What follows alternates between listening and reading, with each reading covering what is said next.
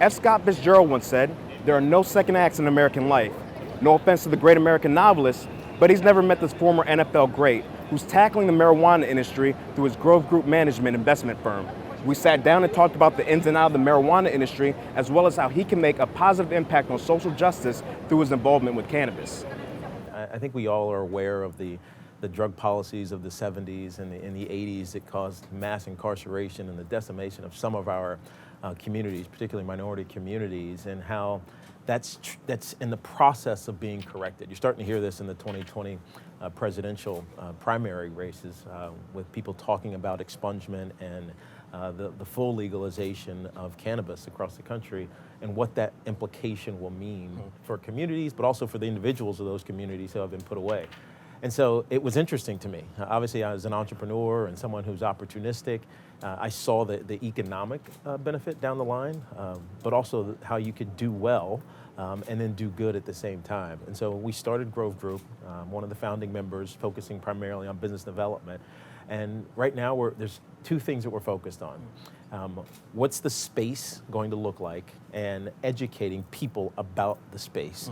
Because there's still a stigma, right? You talk about cannabis or marijuana, people immediately think about getting high and the psychoactive effects of cannabis. But there's a completely different side of it, from the CBD side, the medicinal benefits. It's mostly anecdotal right now, that I think is ripe for business investment and opportunity.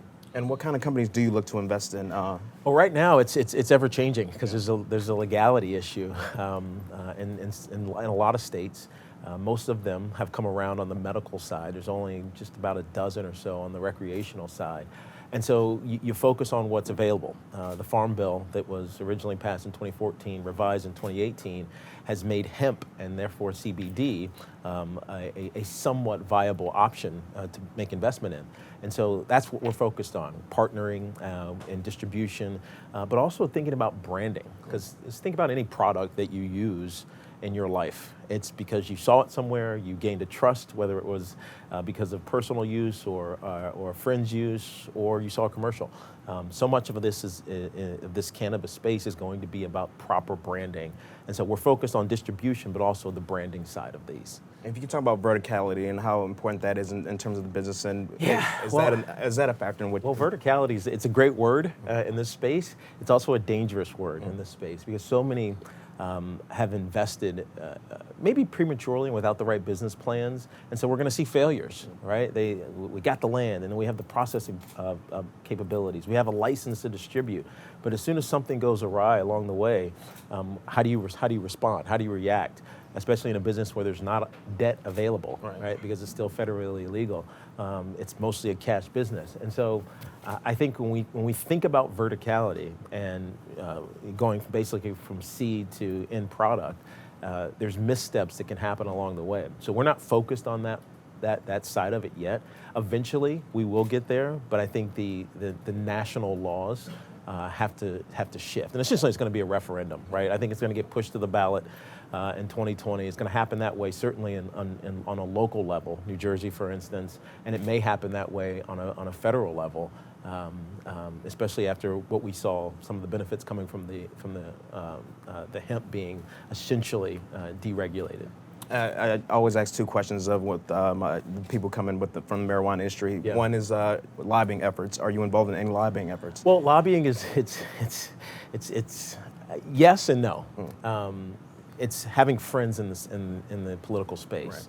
Right. Getting out and lobbying is something that's important. I think it changes the conversation in a lot of ways, and especially as it pertains to my former field, which is athletics, where I know for a fact that a lot of current and former players have used marijuana and CBD products for a lot of years. And so part of it is lobbying on a professional level. The other side is lobbying on a political level. And so it's just having the conversation, keeping it top of mind for those that are in the right positions to influence. And the other question that I asked, and it goes back to taking the stigma away, do you ingest marijuana, and Interestingly, I'm not. Yeah. I'm not a marijuana consumer. I never did when I was playing. I know a lot of friends who were playing and are currently playing that do. And for the longest time, it's interesting. I didn't understand it, right? It's like, why would you ingest something into your body? And what I've come to realize is that they were self-medicating, right? There was a distinct moment, probably 8 years into my career, when one of our trainers came to us and said, we're going to start testing your liver function, and it necessitated a follow-up. Like, well, why? Right? And it was because the opioids that you ingest, right? You get swelling on your knee, you have a major injury, you start taking painkillers, and you start taking things to keep you available to be on the field. But they started to have concerns about those things, and it's like a wake-up call. It's like, man, I'm 27 years old, and you're testing how my liver's functioning because of these drugs that you're giving me that you're taking based on my ability to need to be out there and playing. And so, when I think back on that, if I had known about the medicinal benefits and not been stigmatized by the propaganda that surrounded marijuana for so long, I might have tried it during my playing days. And I know a lot of guys are doing it for that specific reason. As a pain tolerance thing, or just self-medicating? Just as an alternative. Right? And I'll give you the perfect example. I play a game, God, it's been 12 years. 14 years ago, I finish a game. I'm 28 years old. We win. I'm excited. You're on a high. It's 8 o'clock at night, and you can't come down, right? You heighten yourself to play a game. And when it's over, it's hard to come down. And so what happens? You go out to a bar, you have some drinks, or 1 or 2 or 5 or 6 too many, and you put this depressant into your body that's in some ways and in some research compounds the effect of the trauma that your body has taken, both in your joints and muscles, but also in your brain, repeated head trauma. And so if there was a way to come down naturally with a chemical like cannabis, and our body has a cannabinoid system, an endocannabinoid system with CB2 and 1 and 2 receptors that regulate pain and anxiety and things of that nature, why would you not look at that as an alternative as opposed to tipping up a bottle of whatever alcohol you use to bring yourself down? And so I think it's smart to look at the alternatives, and I'm encouraged that the NFLPA and the NFL have agreed to start looking at it and start studying it. And maybe, and I hope, and this will definitely be a part of the CBA negotiations in 2021, decriminalize a substance that has cost guys 4 games or 8 games, or in some cases an entire season. Josh Gordon's a very good example of this. Perfect example. One of the better athletes in the league, but he can't stay clean based on these draconian laws, and he's almost out of the league now. That's exactly right. And look, it's interesting when I see the New England Patriots, who was his last team, hold on to his rights. Right. That's how you know he's good. well, you know he's good, but you also know that there's likely change around the corner. Right? The Pats don't do anything unless it's with purpose and specificity. And so the fact that they are still believing in and holding on to the rights of Josh Gordon, who is an unbelievable player. In the 1 year that he got most of a full season, he led the league in receiving yards and in receptions. He's a talent, and he's still very young. I think change is coming. It's just a matter of when. You I mentioned your playing career earlier. You left the game early, like Jim Brown, like Barry Sanders, like some other greats. It's hard to say this is the second act of your career. It's like the third or fourth. Done media, you co-founded a bunch of companies. Why marijuana and why now? Well, it's interesting. You're right. I'm an opportunist, and I was just telling some kids that were here before. I got drafted to New York, and I hated it. It's like, I don't want to be in that enormous city. I'm a Southern boy. I'm from Virginia, but I quickly realized how much opportunity is here. How many people who have influence, great power, and great business minds are concentrated in this very small area of Manhattan. And so I grew to love it. And so I started delving into media early in my career. I think I was 2 years in, and I was doing media on WCBS. Business opportunities started to flow along. And eventually, when my career ended, I needed something to keep me active, keep my brain engaged. And so I founded a company, and then I founded another one. And here I am now, 12 years removed from my playing career, and cannabis comes to the table. I think, why now, to your question? Because it's the perfect opportunity now. Getting in at the ground floor. Well, getting at the ground floor, but also realizing that there's going to be a lot of attrition, right? And it's those companies that build smart teams, like we've done at Grove Group, who it's not just about making the quick dollar. It's about looking at it from a larger perspective and looking at smart growth opportunities as opposed to immediate growth opportunities that make sense for us and for me. And then you think about the social progress side of it, that it will come. You'll see it start being part of political rhetoric as the primary season heats up, and then as the 2020 election is around the corner. It will be a talking point, and it will have an impact on how people vote in this election. They've seen their families decimated and their communities decimated by draconian, to use your word, drug laws that aren't fair, and quite honestly, when they were instituted, were blatantly racist. And so it's going to change, and I think now is the right time to be in the space if you're in it smartly. And that's a good way to lead into my next question. African Americans in the C-suite, like you've been in the business community for a while now, like you said, but how important is it to get African Americans, especially in this industry? It's so important. You know, here's why. I remember when I was a kid, and like an athlete, whether it was a college or high school athlete, would come see you as a kid, and it's what you aspired to be, right? Here's someone who looks like me, an African American, who's doing something that I kind of think I want to do, that's talking to me, right? I want to be that, right? How many African Americans are CEOs that are going to do those things, going to talk to schools and getting involved in the community and giving an example, other than an athlete, that these young minorities can aspire to be? And so it is important. I think it's imperative for our African American and other minority leaders to be out and talking about what they're doing, so that kids can see and want to emulate.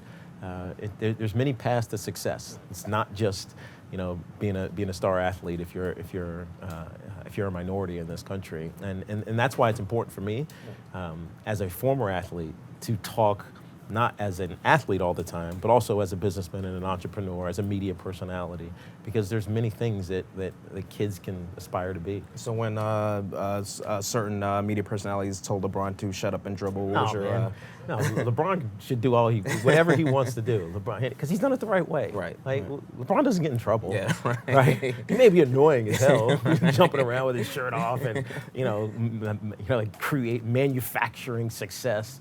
But you got to give him credit for that. Yeah, right? he kept his nose clean the whole time, never had any. Not only that, but he keeps reinventing himself. Right here he was, this like phenom kid who turned into like a traitor to Cleveland, but then evolved into a champion with the Miami Heat.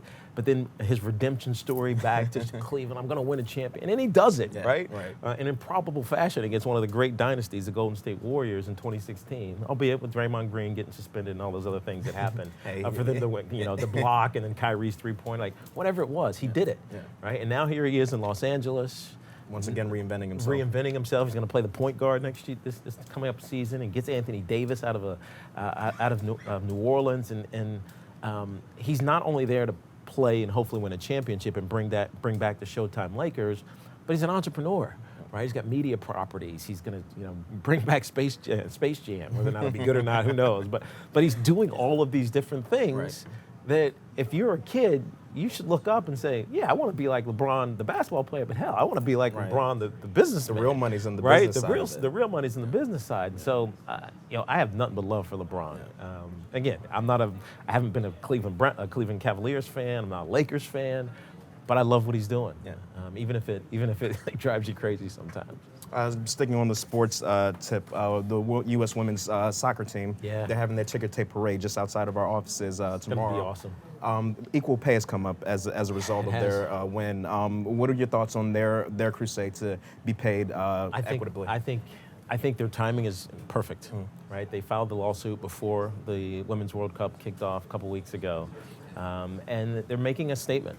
If they had done this a year ago, we wouldn't have paid attention, right? But the fact that they filed this lawsuit against the United States Soccer Federation, and they won equal pay with the men, and the fact that they win the World Cup in, dominating fashion, from the Thailand blowout to the teacup, the Alex Morgan teacup celebration, to Megan Rapinoe's golden ball and golden boot.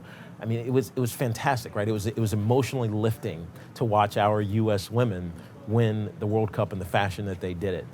And then to bring a message along behind it, one that's important to be told and one that I think they have a legitimate gripe for, is fantastic.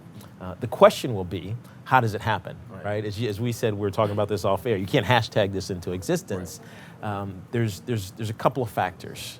Obviously, the U.S. Soccer Federation is a non-for-profit, right? The money comes from the big organization that we all know, FIFA. Right.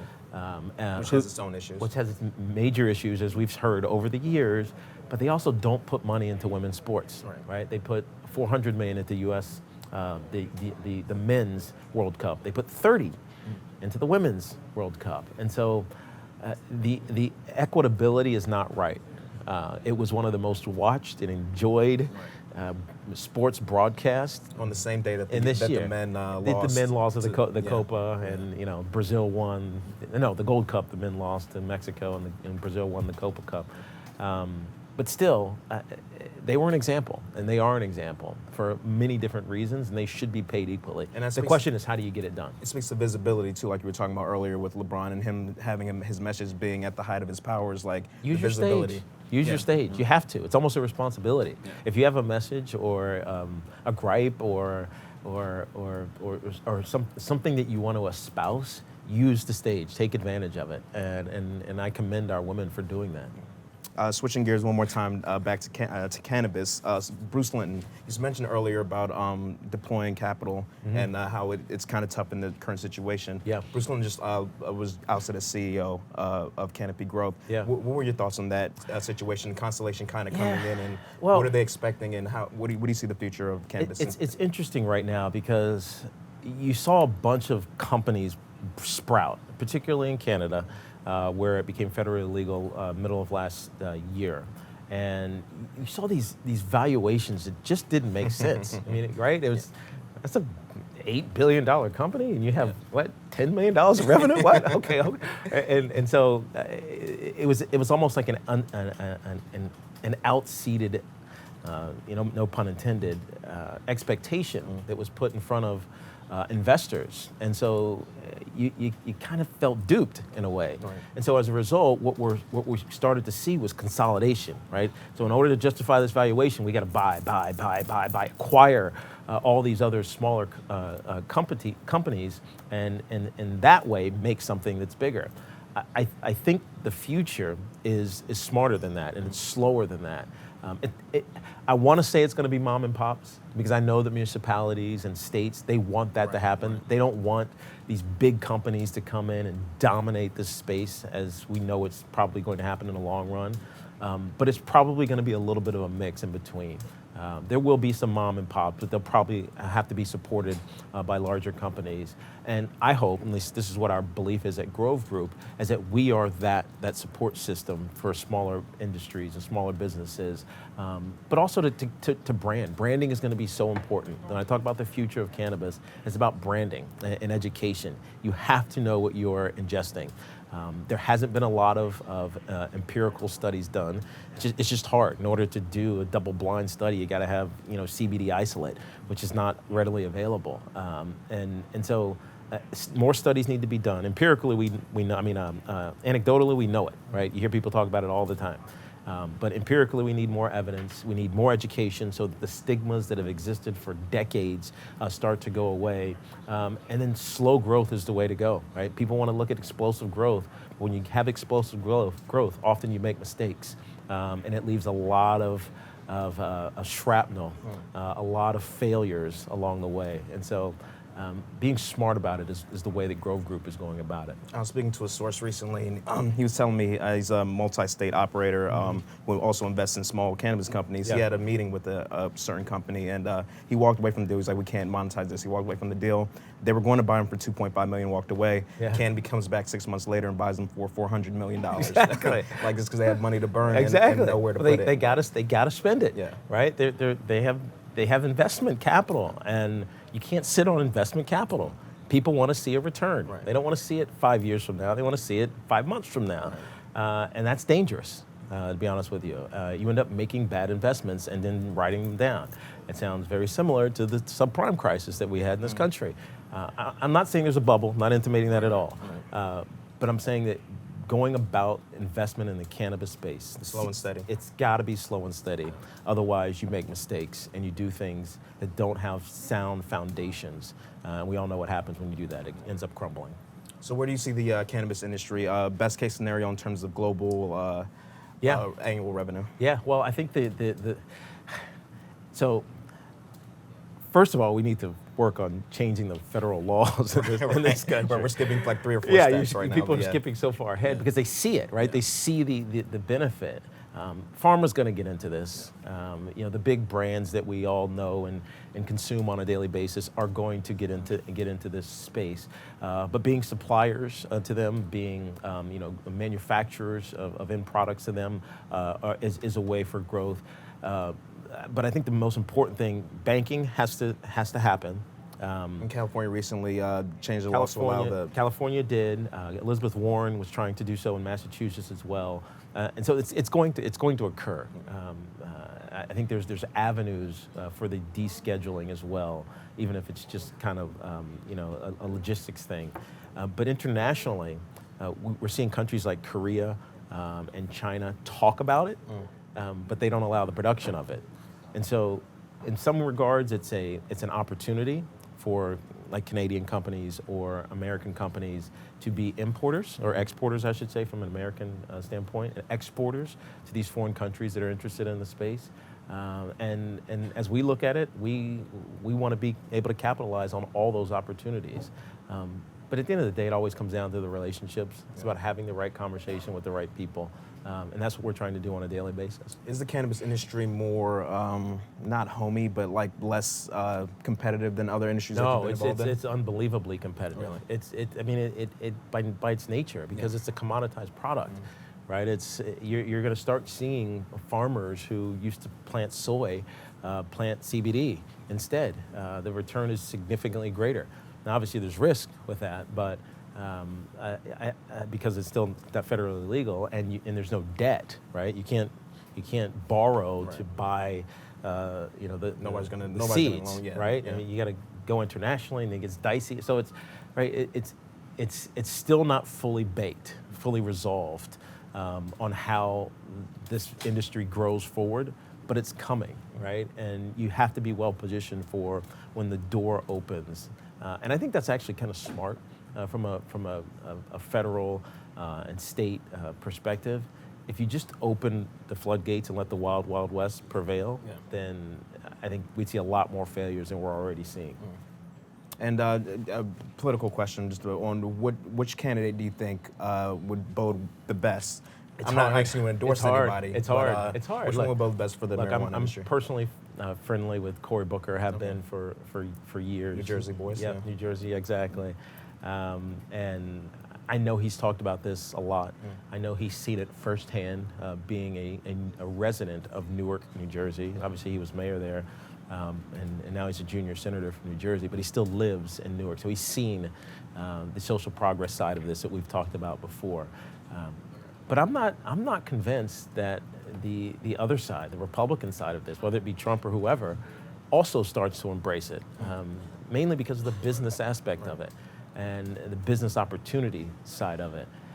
I think all the candidates will be on this side, which on the side of decriminalization and legalization, which only expedites, expedites, hopefully federal legalization of this substance. Well, that was a great interview. Tiki had some really good insights. If you want more great interviews, watch TheStreet's YouTube channel, check out my playlist right over here, and don't forget to hit the subscribe button.